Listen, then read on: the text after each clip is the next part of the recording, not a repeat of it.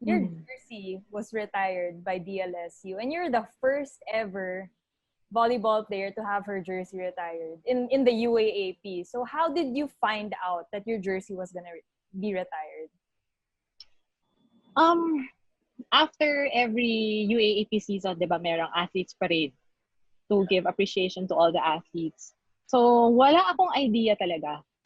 And nung papunta na kami doon sa where everybody will be together na, and brother was already about to speak, na-mention nga na i-retire daw yung jersey. I don't even know what that means.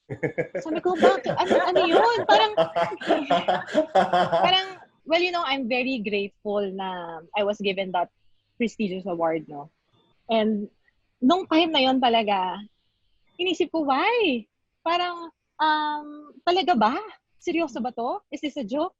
Pero wala, I was really in awe. I was speechless, and hindi ko talaga, wala nagsabi sa akin. Wala, nagulat talaga ako. What's the story behind the number 14? Okay. Kasi back in high school, my real number is 13 talaga. Oh, it was my favorite number.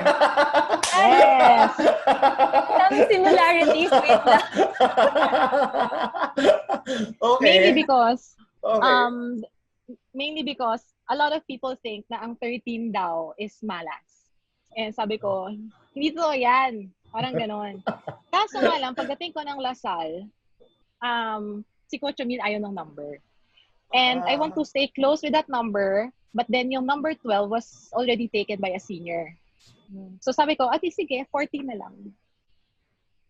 When I watch the final clips, yung game number 3, those last 3 points that you scored, iniisip ko, who does Manilla Santos play like? Like in today's game? Kasi yours has power, yung approach mo, alam mo talagang babaunin mo yung bola when you get up in the air. But for you personally, like when you watch today's crop of student athletes, who reminds you of yourself now? Dati, kaya ko yan. Dati, no? Pero alam mo, to answer that, parang inisip-isip ko yan eh. Wala talaga akong maisip kasi baka ma-offend sila at kinompare ko sila sa sarili ko. Kasi ang lalakas na ng mga players ngayon. But if you're going to ask me kung sino yung mga ina-admire ko, no? Yeah. Aside from the Salle players, I think it's Sisi Rondina. Yung physique niya and yung capabilities niya, pag tinignan mo siya parang, di ba, nakakamangha? Iba talaga. Magaling siya talaga. Actually, lately, naging kami. Nagte-text kami and sabi ko sa kanya, magpapakondisyon ako ha, tapos mag-spike receive tayo. Mga 5 minutes lang. Wow! Sabi niya, sige ate, so na-excite naman ako. Pwede ba i-live stream niyo yun? Ganun ba? Hindi ko alam kung kailan yung pagkakataon na yun, pero sabi ko sa kanya, hihintayin ko yun. Nice. Gusto ko manood nun, Ach. Hihintayin namin yun. Speaking of contributing to the team, Ach, you are, I think you're the eldest in the team. So, kami, teammates mo, we look up to you for leadership. And siguro it's been a decade since your last role as the leader of the team. Mag-iiba ba or nag-iba ba yung leadership style mo with this new younger team? Alam mo ako, hindi rin ako parang masalita na leader eh. Again, I lead by example. Especially now, yung mga young players, they are very much popular, very strong and talented. It's something na hindi mo pwedeng baliwalain, no? And I have to parang take care of that image na they look up to me. So what I do now is I just focus on how I improve and develop myself. Para eventually they will see na, ay, si Ate Ila pala, kahit na sinasabi nila na na-retire na yung jersey, still have to go through these things. No, sacrifices, one step at a time. Hindi naman pwedeng lumabas lang ako ng parang superhero na okay na kagad eh. Diba? So, in time, yeah. I just want to share, no? Because like I've been a long time fan of Ate Ila nung La Salle days. Thank you. And we all know how great she is on the court. Pero mas namangha ako sa kanya when I became teammates with her.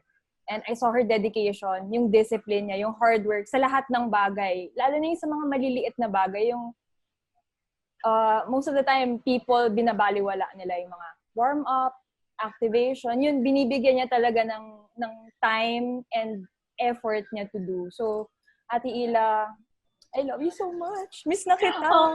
Thank you. Sana nga talaga makapag-practice tayo ulit. So, ayun lang, she does those things with integrity. So, we have so much to learn from someone like Ate Ila. As a player who has now experienced volleyball in the Philippines in 2 different decades, what's your advice to the younger generation of athletes? Okay. Yung actually, there are young athletes, no, na naka-message ko sa Instagram, and they would send me messages and they would open up to me. Okay? It's either they aren't happy with the way they played or bad game, or they're asking me how to be better on this department. But you know, the worst that got into them talaga is yung social media. No, yung voice ng at the back of social media. They felt like it's the end of the world already. But I always remind them that the first thing that they must do is to accept reality, na meron talagang tao na they will really put you down, no? Kahit kasi naman they have to realize na kahit naman walang social media before, meron ng ganyan eh. It's just that ngayon, because of social media, minsan na blow out of proportion, di ba? Tapos wala na silang magawa. So I start telling them na you shouldn't react, no, but instead you have to learn how to respond properly to it. Kung totoo, then you have to learn from it. Then don't do it again. No, if it's not true, then you have to pray for these people, no. Hindi nila alam yung ginagawa nila. And lastly, ang gusto ko talagang sabihin is that no matter how great and popular you are, you have to spend more time reading the Bible, no, than social media. Sorry, medyo yata ako. Anong tawag doon? Yung aging ba to? But anyway, so yun, because I really believe that if you have an intimate relationship with the Lord, no, and when all else fails, which is bound to happen naman at any point in our lives, no, you will have a good foundation. And at that moment, you know what to do, and He will not fail you. Yeah.